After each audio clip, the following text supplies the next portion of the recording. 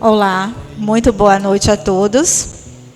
Sejam todos muito bem-vindos à nossa querida CEGEP para mais a nossa doutrinária da semana, nossa segunda doutrinária de hoje.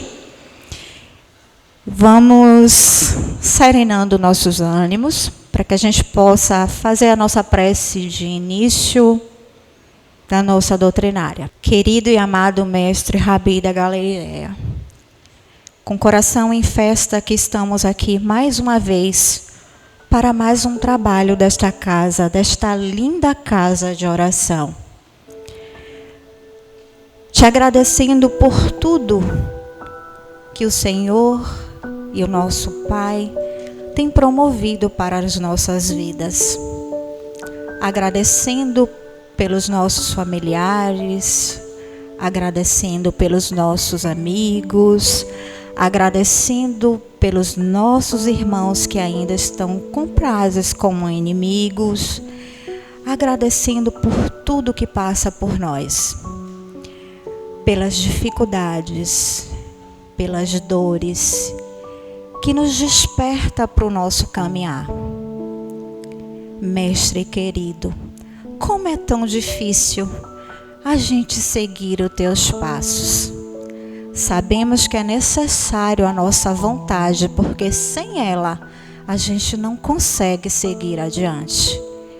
Mas que nos traga fazer germinar a sementinha da fé que é posta em nossos corações, que cada um de nós aqui temos, e que possamos regá-la todos os dias, um pouquinho do teu amor, para que ela se torne de uma semente, uma pequena árvore, e dela ela vá crescendo, trazer bons frutos, para que a gente possa nos alimentar e alimentar aqueles que estão ao nosso redor. Amado e querido Mestre Jesus, agradecemos aos benfeitores espirituais desta casa de oração, que nos acompanham, que nos auxiliam nos trabalhos da casa, que traz o lenitivo necessário para as nossas dores, para as nossas dificuldades. Que tu possa amparar os teus filhos deste planeta de provas e expiações, levando a paz necessária aonde não há, apaziguando as nossas dores no poder do necessário de cada um de nós. Ampara aqueles irmãos que estão acamados nos leitos de hospitais, em suas casas. Ampara, Senhor, os nossos irmãos que estão jogados nas ruas. Ampara os nossos irmãos encarcerados. Ampara os nossos irmãos que estão nos abrigos, os nossos irmãos que estão nos orfanatos. Ampara a cada família que esteja passando por dificuldade nesse momento. Traz a luz e a paz que nos envolve neste momento.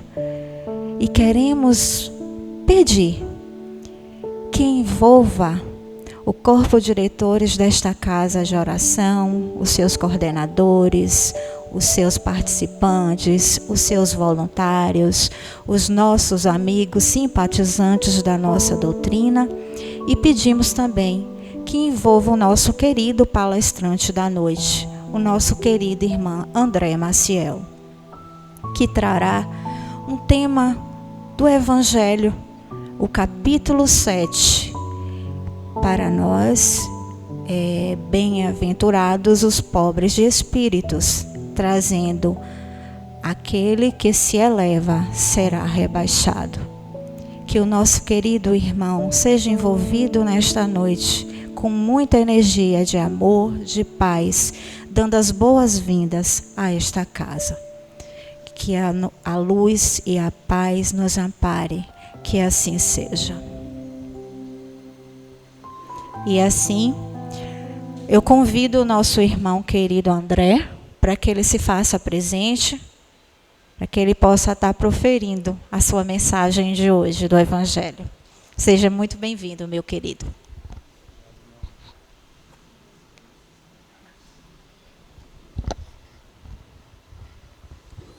Boa noite a todos, boa noite a todas.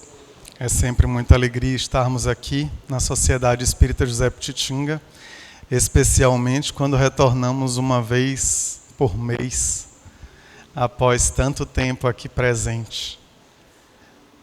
Também lembramos da importância do Evangelho em nossa vida. Às segundas-feiras aqui, estudamos o Evangelho, como às sextas, e vamos observando na releitura o quanto ainda estamos engatinhando na percepção profunda de nós mesmos no roteiro do Evangelho do Cristo. Jesus disse: aquele, portanto, que se humilhar e se tornar pequeno como esta criança, será o maior no reino dos céus. Ora, o título de hoje é um tópico do capítulo 7, como Néia falou.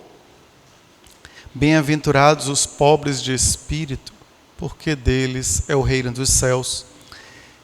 É uma tentativa constante de entendermos esta pobreza de espírito, porque a ideia da pobreza está sempre aliada a algo negativo, a algo ruim, enquanto a riqueza é algo positivo. Se eu nasci rico, tive algo e fali, eu fracassei, então eu tenho que ter sucesso, que significa ser rico.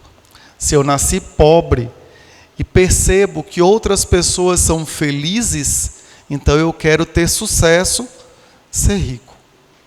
A ideia de felicidade está atrelada na terra à riqueza e a de infelicidade à pobreza. Lê do engano. Quando Jesus proferiu bem-aventurados os pobres de espírito, ele igualou o termo pobre a simples.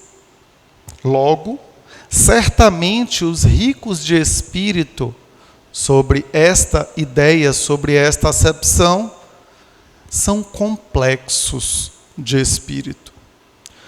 Como poderíamos entender essa simplicidade e essa complexidade do espírito? Ora, se o Pai criou o espírito simples e ignorante, ele não deu nada a este espírito senão a liberdade de fazer escolhas, de caminhar. O espírito ainda não tem individualidade, embora seja um indivíduo, e ele vai conquistar essa individualidade à medida que ele se percebe conhecendo, e como ele conhece, através dos seus erros e acertos, porque ele tinha liberdade de escolher. Vai caminhando, portanto, e da simplicidade da ignorância, ele vai seguindo para o conhecimento. E à medida que ele conhece, ele percebe que precisa fazer melhores escolhas. Mas da simplicidade, ele vai para o que poderíamos, entre aspas aqui, chamar de complexidade. Então, o espírito simples é aquele que, nada sabendo, nada podendo fazer de errado efetivamente pelo seu próprio conhecimento, ele vai certamente errar. E errar mais, e errar mais. Mas que paradoxo! Ele não pode fazer nada de errado por si, porque ele é simples e ignorante, mas ele vai errar até aprender. Por isso os espíritos somos considerados errantes, espíritos que ainda são impuros, imperfeitos. Erramos para crescer, erramos para acertar. Mas isso ainda está muito complicado. Então vamos tentar facilitar. No livro Céu e Inferno, Um espírito chamado Claire vem algumas vezes às reuniões de experimentação mediúnica nos estudos da Sociedade Espírita de Estudos Parisienses de Paris, de Estudos Espíritas de Paris, para que aqueles espíritos que vêm, reformular aqui a frase. Os espíritos vêm à Sociedade de Estudos Espíritas de Paris para que haja experimentação. São guiados, são trazidos pelos benfeitores, pelos espíritos superiores que coordenam o trabalho da codificação espírita feito por Kardec, coordenado na Terra por Allan Kardec. Estes espíritos que eram trazidos eram uns felizes, uns sofredores, outros em estado de percepção, crescendo, melhorando. Em o livro Céu e Inferno, Kardec traz diferentes tipos de espíritos e vai mostrando, pelas suas falas, o estado que eles estão no plano espiritual, que ele chama de erraticidade, entre uma existência e outra existência, e eles vão dizendo como era a vida na Terra, como eu era quando estava aí.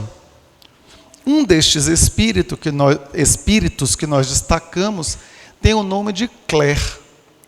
E dizia, na primeira vez que esteve, que só estava ali porque o médium a atraía para o bem. Kardec falava que este médium estava tentando novamente trazer aquele espírito para se melhorar. E então aquele espírito que estava com o médium em outros momentos percebia que, apesar de todo o estado de sofrimento, com o médium podia estar melhor. Então pedia na sua primeira fala, na sua primeira manifestação, que ele não a deixasse. Que, porém, ela ainda guardava muito ódio. Por quê? Porque ela nunca havia feito mal algum. Era um espírito que nunca tinha cometido nenhum crime pelas leis humanas. Porém, era egoísta, orgulhosa, rica, voltada para a beleza, para a estética e para os prazeres mundanos. E que não se importava, portanto, com os outros. Estava em profundo sofrimento, mesmo tendo sido alguém comum naquela época, como ainda hoje.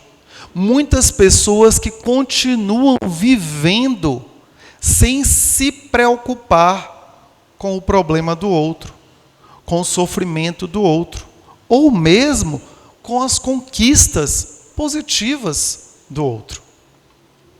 Num segundo momento, que ela volta, em outro momento, bem depois, ela já está menos revoltada, mas ainda se irrita um pouco com a divindade, porque ela não consegue escapar daquele lugar que ela está, daquele lugar que ela considera treva. Treva no sentido de escuridão, sofrimento. Não sabe como lidar com aquela situação em que ela se sente solitária. E muitos espíritos que estão à sua volta sofrem muito também, sem qualquer ajuda. Mas ela já percebe que depende dela. É ela que precisa se melhorar. E então, numa terceira oportunidade, ela já agradece pelo médium que está sempre a ajudando e por aqueles que estão mostrando para ela, benfeitores espirituais, que estão mostrando para ela que os passos que ela tem dado são importantes. E ela já se sente numa condição diferente. Mesmo assim, ela conceitua as trevas como um estado físico, localizado, enquanto o espírito São Luís mostra que o estado trevoso, que aquele local aparente, é apenas uma manifestação, uma ilusão, o que a gente chama de plasmar aquele pensamento negativo. Por quê? Porque enquanto estamos aqui, assim diz Kardec, neste mesmo capítulo, que a nossa matéria, o nosso corpo físico e todo o ambiente está em constante duelo, impedindo muitas vezes que a gente consiga expandir a consciência e perceber que aquilo que a gente está fazendo não é bom para nós, que não nos faz evoluir. E quando desencarnamos, a gente se liberta da matéria pouco a pouco, a depender do nosso estado mental, do nosso estado emocional e do nosso estado moral, e vamos percebendo, mais livres deste duelo com o físico, com a matéria, vamos percebendo os erros que estamos praticando ou que praticamos anteriormente. Dessa maneira, à medida que aquele espírito avança no plano espiritual, no estado errante, vai se percebendo menos rebelde e vai se percebendo mais atraído por outros que querem o bem. Porém, ainda entende que aquele lugar que estava é um lugar físico. Este é um cuidado que precisamos ter, e vamos abrir um parêntese aqui, de achar que quando nós estamos numa festa, quando nós estamos num ambiente em que nós nos sentimos mal, aquele ambiente é ruim, porque outra pessoa pode não se sentir mal. O estado que nós estamos reflete em nós mesmos aquilo que está no ambiente. Então há no ambiente pensamentos bons, pensamentos ruins, atitudes boas, atitudes ruins, amigos e adversários. Logo, aquela pessoa que se sente bem está buscando uma atração, uma assimilação com as coisas boas do ambiente. E a outra pessoa está se mantendo através dos seus pensamentos, das suas emoções, com a parte negativa, com os pensamentos negativos daquele ambiente. Por isso, de forma análoga, quando desencarnamos, alguns de nós vamos para um lugar mais sofredor, mais sofrido, encontramos outros espíritos em semelhantes condições, enquanto outros de nós vão para lugares melhores, menos sofridos, mais tranquilos, e atraindo, estando próximo de outros espíritos que estão também nessa condição. Não estamos aqui falando de dois polos, tá certo? Há várias possibilidades, há um intervalo vasto. Mas é sobretudo, como traz este capítulo do livro Céu e Inferno, à medida que nos percebemos naquela situação que vamos avançando, nos libertando das energias ruins e nos aproximando das melhores energias. Assim, nós vamos entendendo que aqueles que fazem o mal permanecem mais tempo distantes daquilo. E Claire vem falar em uma das suas manifestações sobre o seu esposo Félix na Terra, que fez muito mal a ela e que nada a ajudou a melhorar.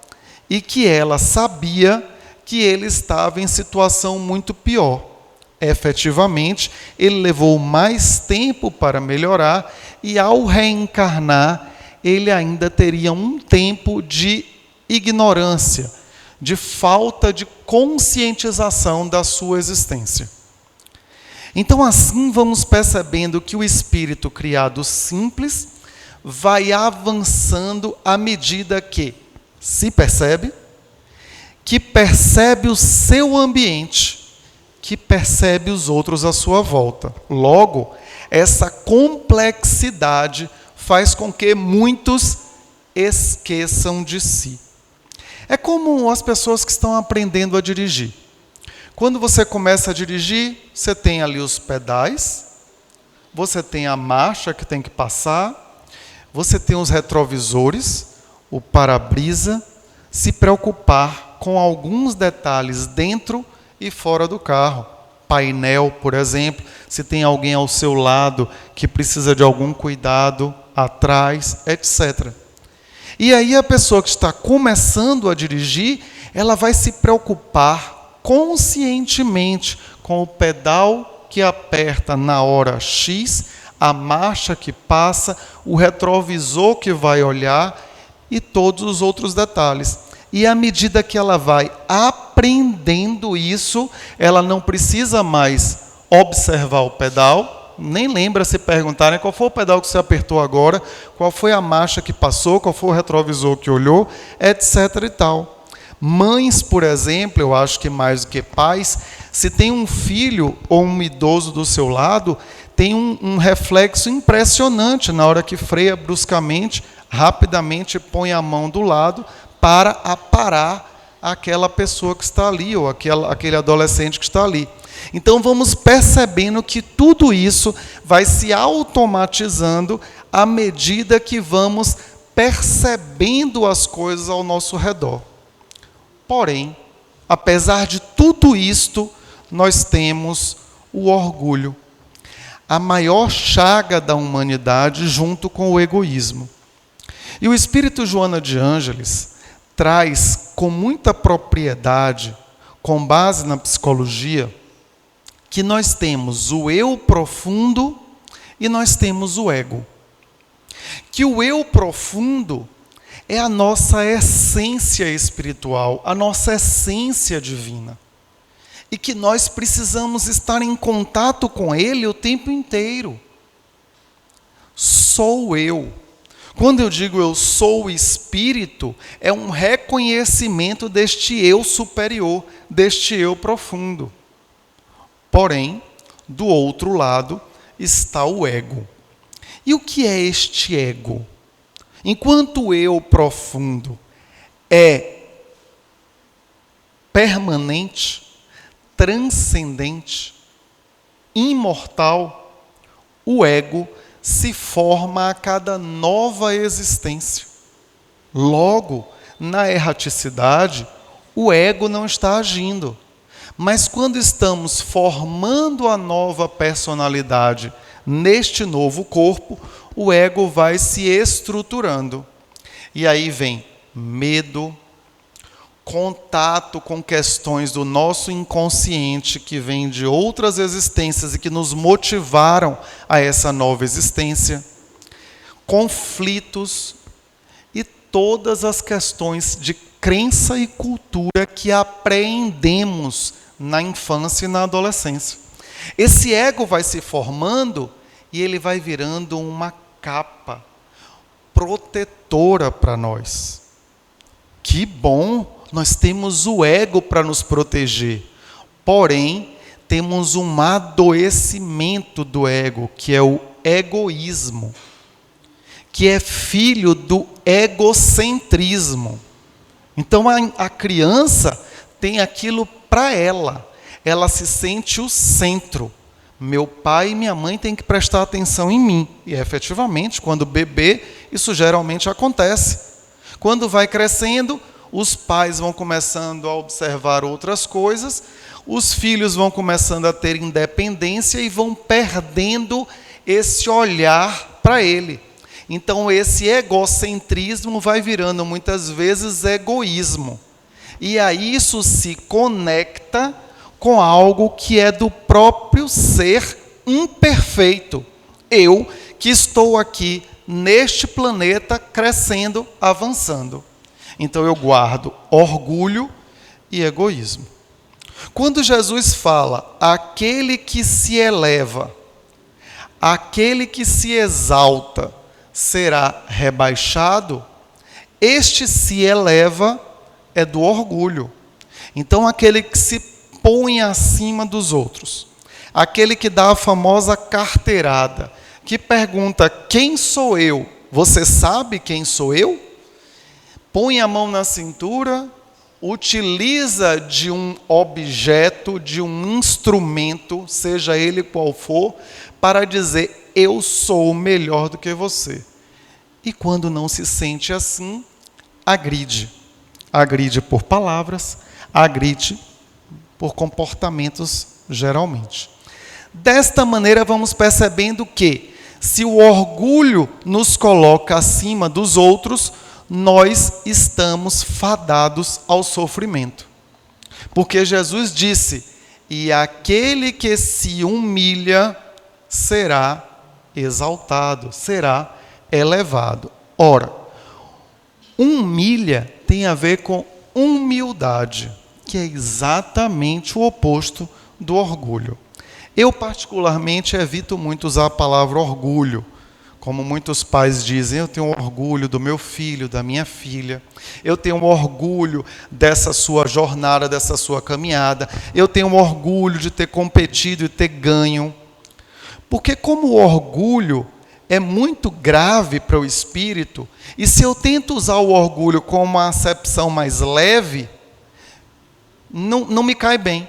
É como eu falar um palavrão. Então, eu não gosto de falar palavrão, eu vou evitar o palavrão. Se eu não gosto do orgulho sob essa acepção, eu não vou falar. Então, eu estou admirado, eu estou feliz, eu estou muito bem por ter conquistado, ou por você ter conquistado isso. Dessa maneira, à medida que o espírito avança e com o orgulho ele conquista dinheiro, posição social, cargos, conquista pessoas e fica numa condição diferenciada na terra, ele se afasta do seu oposto, que é a humildade, do oposto do orgulho, que é a humildade. Se ele se afasta da humildade, ele se afasta do Cristo, ele se afasta de Deus, ele se afasta da felicidade real. Então, de um lado está a tristeza, o sofrimento, que são filhos do orgulho. De outro está a felicidade, o bem-estar, que são filhos da humildade. Imagino que, com base nessas minhas palavras, ninguém queira levantar a mão e dizer: eu tenho orgulho de ser orgulhoso. Mas tem muita gente que faz isso, que bate no peito para dizer: eu tenho orgulho de ser orgulhoso, mesmo que não verbalize assim. E então a gente precisa olhar menos para os orgulhosos e olhar mais para o outro lado, para os humildes. Utilizar como modelo, como alguém que a gente pode seguir para além do Cristo, para alguém que convive conosco, alguém que seja humilde, humilde de coração. É uma redundância, porque a humildade tem relação total com o sentimento, com o amor. Egoísmo, por outro lado, tem a ver com o controle do ego sobre o eu superior, sobre o eu profundo. Ora, então eu sou imortal.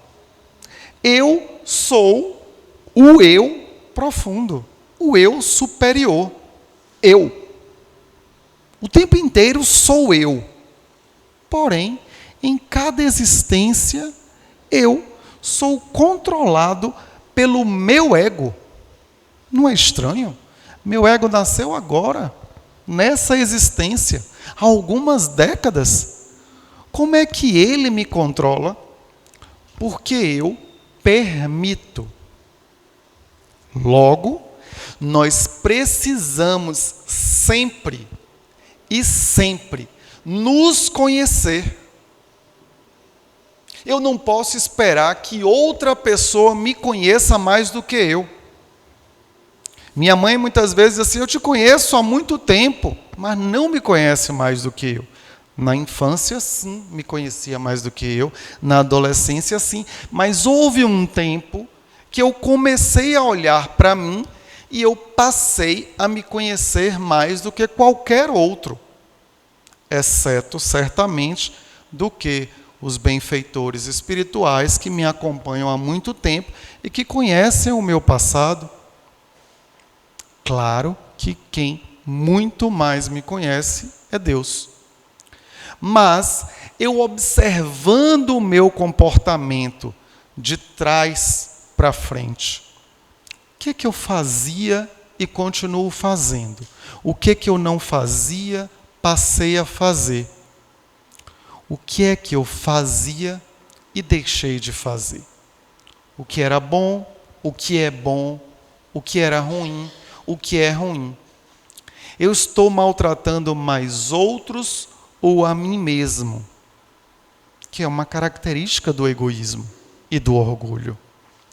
Então, Joana fala, no livro Ser Consciente, de 3 gigantes da alma: o ressentimento, o ciúme e a inveja. Os 3 são filhos do orgulho. E que o ressentimento é talvez o pior deles 3. Porque qualquer mágoa, qualquer coisa que façam errada comigo, eu guardo. Às vezes a pessoa diz, desculpa, eu digo, desculpa, tudo bem, mas não esqueço. Esquece, por favor, não volta a falar sobre isso. Tudo bem, eu esqueço, mas em um determinado momento é aquilo que me vem à tona. Olha, alguém falou que aquela pessoa fez isso comigo. Se ela já fez lá atrás, ela pode fazer de novo, né? Então o ressentimento vai me marcando como pontos na minha trajetória. E eu preciso estar consciente disso, porque isso vai me queimando, me maltratando. E o ressentimento faz com que eu reaja. Então alguém vem fazer algo comigo e eu reajo. Ou seja, impensadamente, ou às vezes até já tramando, eu já preparo o bote. Há 5 anos, eu estava caminhando, fazendo uma trilha na Chapada Diamantina. Já fiz muitas e durante muito tempo, e vi várias cobras, as cobras passando longe, mais perto. Mas a que mais me assustou foi nessa última vez, porque tinha chovido um pouco, e eu estava indo só eu e o guia, em determinado trecho muito estreito. E aí, quando ele passou, a cobra que estava mais ou menos na trilha, ela se encostou no canto e preparou o bote. E, obviamente, se ele tinha passado e eu estava atrás, o bote viria para mim. Então, quando eu percebi, ouvi o barulho e percebi, eu recuei e falei com ele. Ela continuou no cantinho dela, mas talvez se eu tivesse caminhado e se ela tivesse se sentido atacada, ela iria dar o bote. Era natural para ela. Ela não estava fazendo nenhum mal a gente, nem a gente fez a ela. O guia voltou, pegou um instrumento, um bastão que ele estava na mão, pegou ela calmamente, colocou fora da trilha e ela seguiu, não fez nada. Quando guardamos ressentimento, nós armamos botes. E aí alguém diz, mas não é possível, você agredindo, você fazendo essa cara, você fazendo isso. Eu nem imaginava que eu ia fazer. E tem a ver com este ressentimento. Então temos que cuidar para que não nos deixemos ser controlados pelo ressentimento negativo. Ele volta a nós várias vezes. Por isso é tão importante o processo terapêutico. Por isso é tão importante revisar os nossos comportamentos. O ciúme, nós, sem querer, vamos criando, sob a proteção do ego, o ciúme. Estou com ciúme do meu irmãozinho, da minha irmãzinha. Estou com ciúme do meu pai ou da minha mãe. Estou com ciúme de um amiguinho ou uma amiguinha. E aí vamos criando ciúmes. E a depender de como os adultos trabalhem esse sentimento na criança, ele vai aumentando. Então se torna uma pessoa insegura.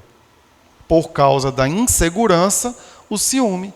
E aí isso reflete nos seus relacionamentos por toda a vida. Até que ela perceba que o ciúme está anormal. Porque ter um ciúmezinho, tudo bem. Ter uma insegurança, tudo bem. Mas quando você percebe que está saindo do seu controle, você precisa trabalhar, melhorar, reduzir este problema, esse gigante da alma. E a inveja, que é muito parecida com o ciúme. Enquanto o ciúme é porque eu não quero perder aquela pessoa, aquela condição, a inveja faz com que eu queira trazer, ganhar. E a inveja faz com que eu puxe o tapete de alguém, eu traia alguém que confie em mim, eu tente conquistar posições derrubando outras pessoas que estavam naquele lugar. Então, a inveja também é um grave problema do nosso orgulho, porque nós queremos subir, subir, subir. Quanto maior a altura, maior a queda. Então, a gente tem que se preocupar com esses gigantes da alma. Voltando ao egoísmo, ao ego versus o eu superior, vamos lembrando que, para que o ego não nos controle, nós precisamos abordar em nós, diariamente, a todo momento, se possível, por que nós reagimos desta forma. Por que eu beijei aquela pessoa e bati naquela pessoa, ou gritei com aquela pessoa? Tanto uma coisa boa, quanto uma coisa ruim. Ah, eu fiz por isso. Eu beijei, é bom, mas foi por interesse, então não é bom. Então a gente precisa estar o tempo todo observando como é que as nossas reações acontecem. Porque as reações são próprias do controle do egoísmo. Do ego, desculpe. Controle do ego. E quando nós percebemos que há algo estranho acontecendo sob o ego, sob a ação do ego, nós reviramos isso. Eu gosto de lembrar sempre, olhar para o nosso inconsciente é como ir para aquele quarto escuro no porão, cheio de teia de aranha, que há muito tempo não se limpa, que há muito tempo não se pega nada. A gente vai pegar uma lanterna e vai buscar ali aquilo que a gente deseja.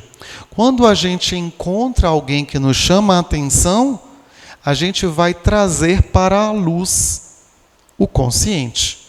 Então a gente tira do inconsciente, conscientemente, por assim dizer, porque a gente está indo lá vasculhar, observar por que a reação e vai trazer para o consciente. Quando a gente traz para o consciente, a gente começa a perceber que aquela paciência que todo mundo diz que a gente tem, não é tão verdadeira assim.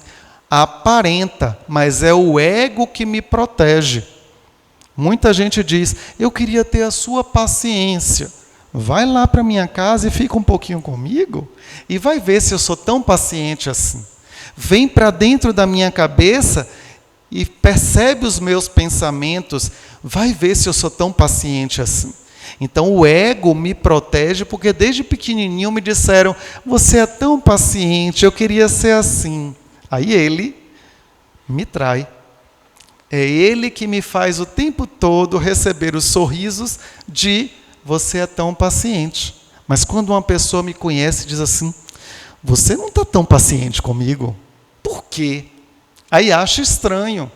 E eu digo, olha, está me conhecendo um pouquinho mais, está percebendo que eu não sou tão perfeito assim na paciência. Quando eu digo perfeito, especificamente em uma virtude, tá, gente? Porque perfeição está muito longe de cada um de nós, aqui na Terra. Então a gente vai observando, mas tem uma outra forma de observar, que não é indo com a lanterna lá no quarto escuro, no subconsciente. É percebendo essas reações de emoção. Alguém me bate na face e eu esqueço do Evangelho, e eu esqueço de Jesus, e automaticamente eu bato também. Por que eu fiz isso? Eu não sou agressivo, eu não gosto de bater, minha mão nunca foi usada para isso, mas eu bati. Tem alguma coisa aí que eu preciso reconhecer em mim. Por que será que eu retribuí o tapa? E aí a gente vai voltando para a gente e duelando,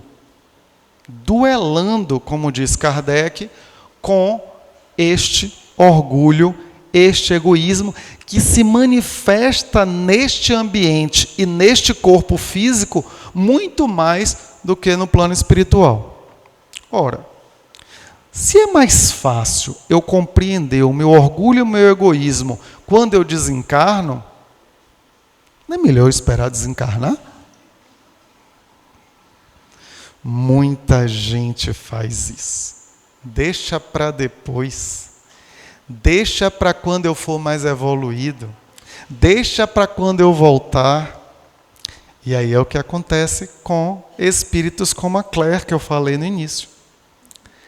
Quando abre a consciência, quando se expande a consciência, é ela, a consciência, o nosso juiz. E é ela que vai acusar. Por que você fez aquilo? Por que você não se corrigiu?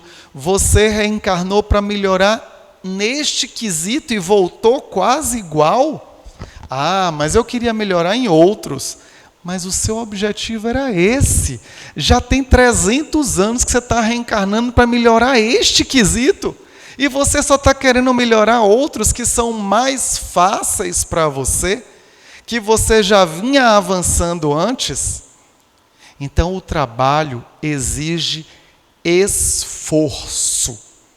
E é o que os espíritos respondem para Kardec. Quando ele pergunta, por que é que a humanidade não avança fazendo o bem, não avança moralmente? Por falta de esforço. Só isso. Por falta de esforço. Só.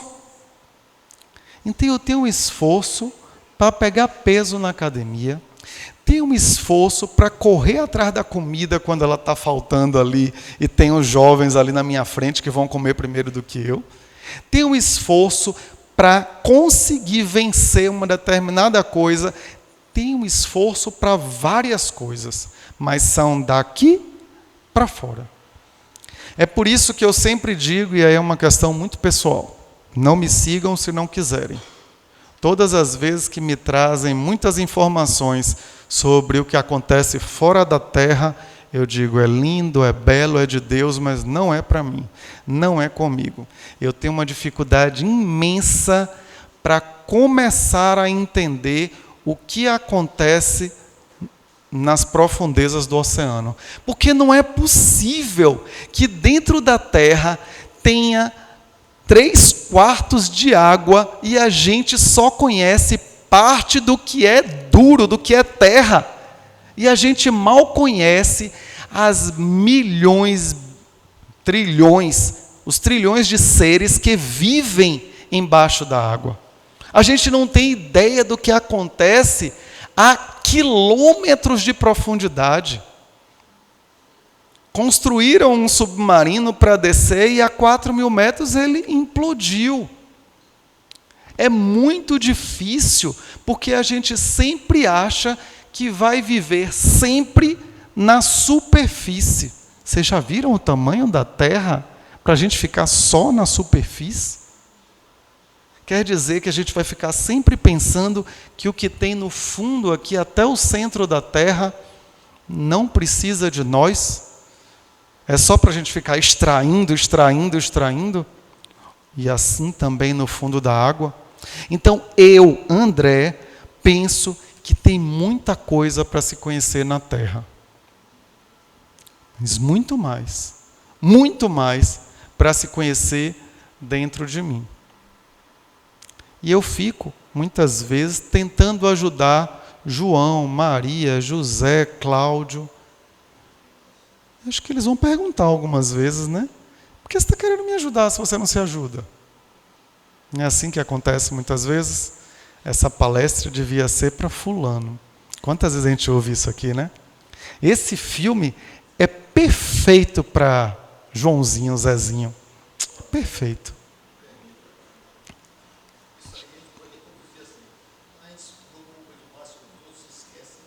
Exatamente. Isso aí.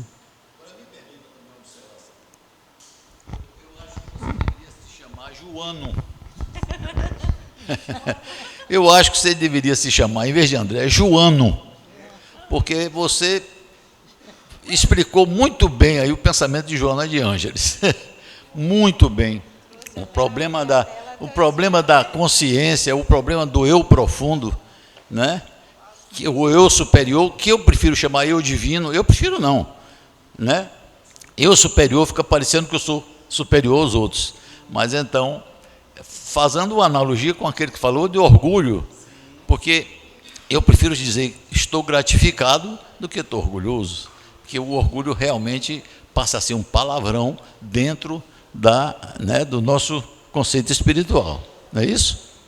Outra coisa também que você definiu muito bem, né, foi o problema daquela impressão. Se você está num ambiente e achar que aquele ambiente não presta, aquilo está contaminado. A contaminação pode ser sua, pode ser nossa. Para outros, aquele ambiente está bom, como você bem citou. E eu quero lhe parabenizar também pela sua reação com a cobra.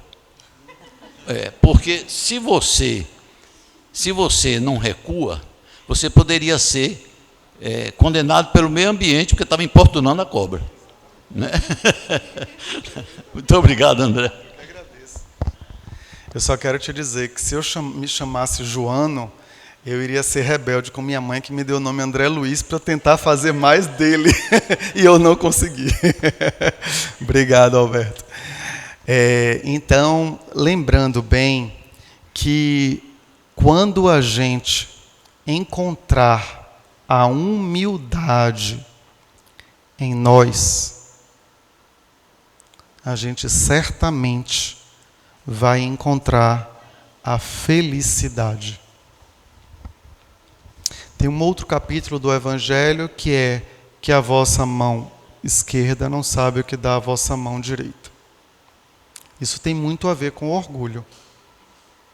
Então, à medida que a gente aprender a doar, estar presente, servir, como disse Jesus, com certeza nós encontraremos a real felicidade espiritual na terra.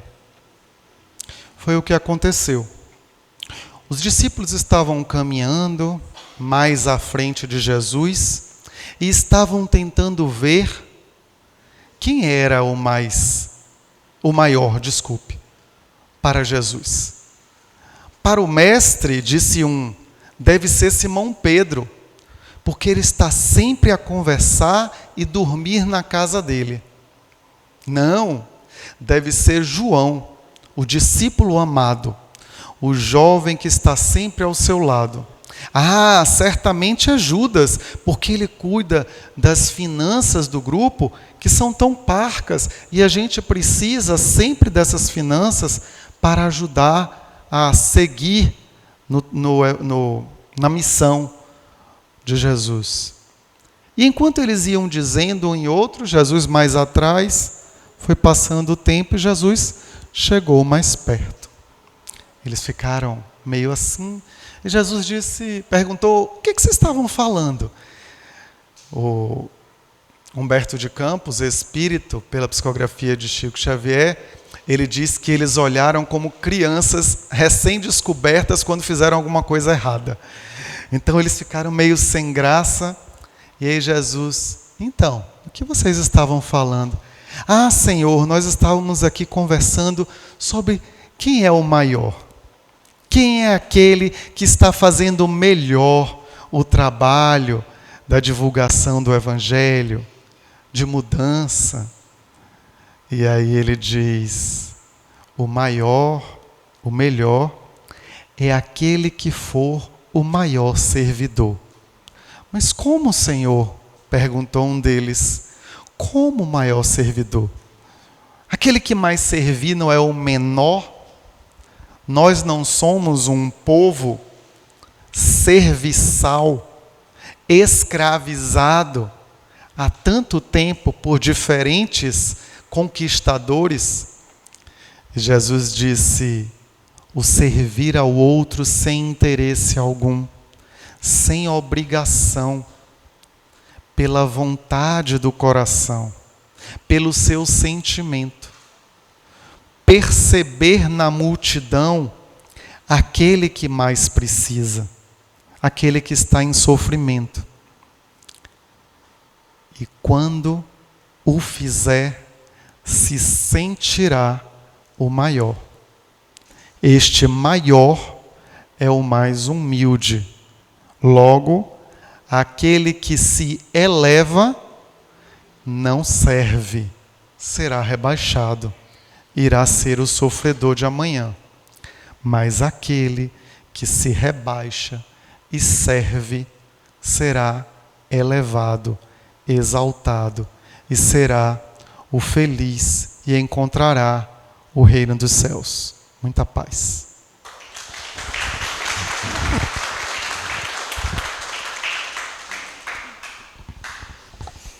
Meu Deus. Mais uma vez, gente, a lição de hoje nos esclareceu bastante. Olha eu aqui de novo na frente. Estava ali com o Ju e ela dizendo, meu Deus, isso está caindo na minha cabeça. Isso está caindo na minha cabeça, isso está caindo na minha cabeça. E quanta coisa linda. Tio Dé. Para quem não conhece, a gente chama ele de Tio Dé, viu? É assim que os pequeninos e os jovens chamam ele, Tio Dé. Você nos trouxe bastante conhecimento, reflexões da nossa vida. Não foi à toa, né, que os benfeitores espirituais dessa casa intuiu, né, quem pediu para que você falasse desse tema, porque é um tema muito importante para todos nós, que somos aqui espíritos e que estamos nesse planeta para evoluir. Então, André trouxe uma vasta gama de todos os parâmetros que nós devemos passar. E um deles é o autoconhecimento. Não é fácil, mas devemos fazer. Porque eu também disse, quando sua mãe falou para você que conhecia, eu já falei isso várias vezes para o meu filho, sabe? Que eu conhecia, eu conheço você perfeitamente, porque você saiu do meu ventre. Mas quando eu comecei a fazer essa reflexão desse autoconhecimento comigo mesmo, e mergulhar nessa questão de me melhorar, de me conhecer, eu vi que eu não conheço de forma alguma, não conheço ele. E que ele perfeitamente o conhece. E isso é importante para cada um de nós, porque não é fácil de forma alguma começar esta premissa do autoconhecimento. E fazer essa, como se diz assim, essa limpeza, né? É como se fosse, eu digo assim, um guarda-roupa que a gente vai limpar. E lá tem as gavetas. A gente começa fazendo a limpeza das gavetas. E fazer essa limpeza nossa interna é muito difícil. É muito difícil a gente fazer esse mergulho em nós. Mas é necessário. É muito necessário. Porque quando a gente está passando por um problema, por uma dificuldade, o Pai Criador nos conhece perfeitamente, porque somos criaturas dele, a gente sabe disso. Né? Eles nos conhecem, mas a gente também nos conhecemos. E jogar fora aquilo que nos faz, que nos maltrata, né? Que não serve mais para a gente. É muito bom quando a gente consegue se desprender disso. E se desprender, como diz assim, tem os bens materiais que a gente se desprende e a gente precisa se desprender. E isso é um deles. É se desprender dessas coisas que não nos fazem bem para a nossa caminhada. Em outras palestras de outros irmãos, eu venho sempre batendo nessa mesma tecla aqui com a gente. Olha a importância da nossa consciência de que somos seres, que somos espíritos e que estamos aqui para evoluir.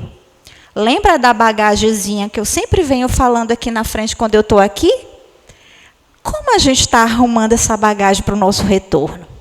De que forma eu estou conduzindo essa arrumação minha? Eu estou fazendo essa limpeza para que nessa bagagem eu esteja colocando o necessário para quando eu esteja do outro lado. Como bem Dé falou, a nossa consciência é que vai nos levar realmente aos lugares que vamos estar na erraticidade. Porque isso vai depender de nós, exclusivamente de nós, e não do outro. Então a gente deve pensar claramente sobre isso. Se não começou, bora começar. Bora olhar, porque não é fácil não. Chegar na frente do espelho e se olhar e ver como a gente é, não é. Eu digo a vocês que eu vivia como se fosse num... Vocês já viram escafandro? Vocês já ouviram falar? Que é aquela roupa de toda paramentada que se veste para se proteger. O pessoal se protege, né? Quem vai para o mar, aquela coisa toda. Eu vivia num daquilo, gente. E foi difícil para a Neia sair daquilo ali. Mas foi necessário, porque quando a dor bateu na minha porta, dizendo assim, ó, acorda, menina. Chegou a tua vez, chegou a tua hora, porque tu sabe qual é o teu propósito. Está deixando para depois por quê? Não é para deixar para depois. Esse negócio da gente dizer, em outra vida, quando eu vier de novo eu vou fazer, lei do engano. Fazemos logo isso agora. Vamos começar agora, né, Dé? Começar agora. Então, assim, meu querido irmão, mais uma vez, gratidão pela sua linda mensagem, pela sua palestra excelente. Eu tenho certeza que não somos mais os mesmos. Ninguém agora aqui pode dizer, eu não sabia disso, quando chegar do outro lado. Eu não sabia disso, não. Porque o tempo todo, essa espiritualidade linda, o nosso Pai Maior está nos dando a oportunidade desse crescimento, está nos dando essa oportunidade de nos melhorarmos. E a gente não vai poder, de forma alguma, dizer assim, eu não sabia. De forma alguma, porque nós estamos, aos poucos, tendo esse conhecimento. Né? Então, gratidão. Convido nosso querido irmão André Luiz, novamente, para que ele retorne para fazer a nossa prece final, agradecendo desde já a todos e até a próxima.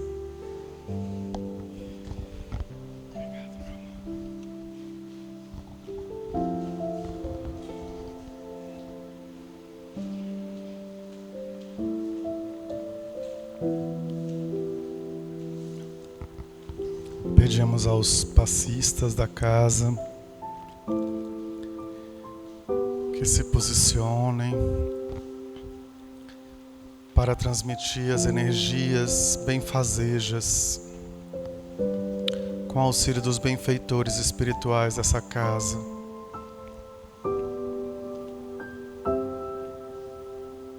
que possam vibrar por todos os necessitados presentes e que foram registrados nos livros desta casa.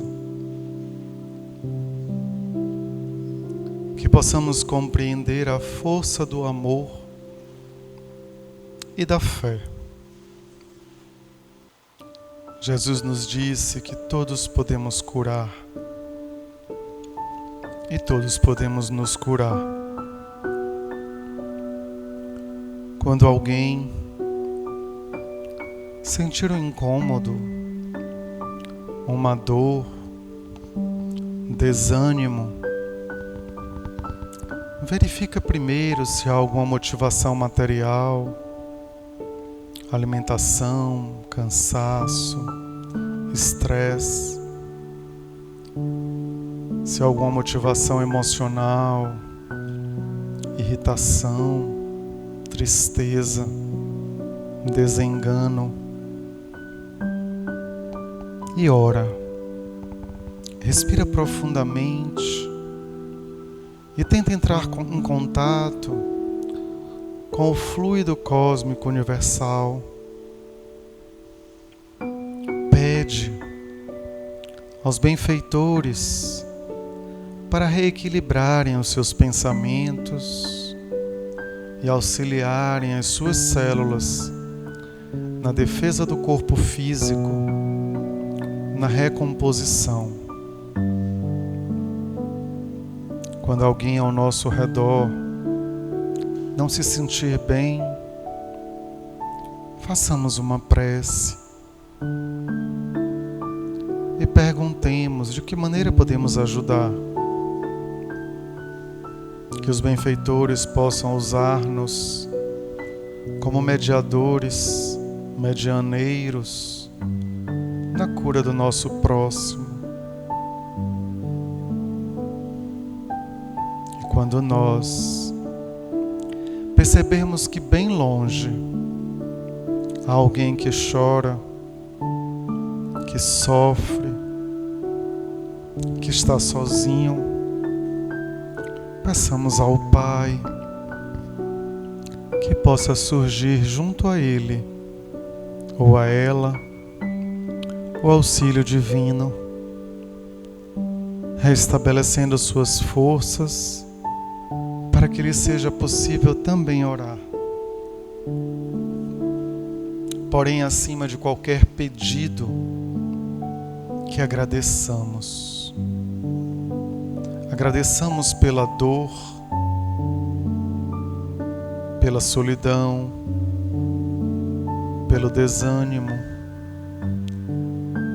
pelas coisas que nos acontecem de fora para dentro ou fisicamente,